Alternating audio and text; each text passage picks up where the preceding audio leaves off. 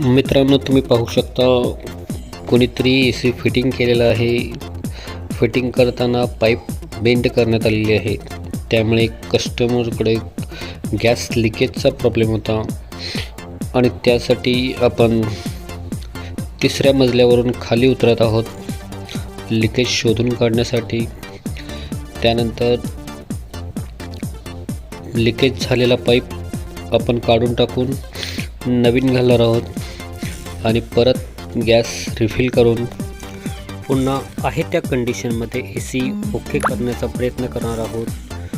तरी याचा total video आपल्याला पाहायला मिळणार आहे तो पुढच्या भागात.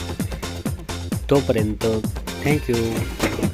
व्हिडिओ आवडला तर लाईक करा, शेअर करा आणि कमेंट करा आणि सबस्क्राईब करायला विसरू नका. Thank you very much.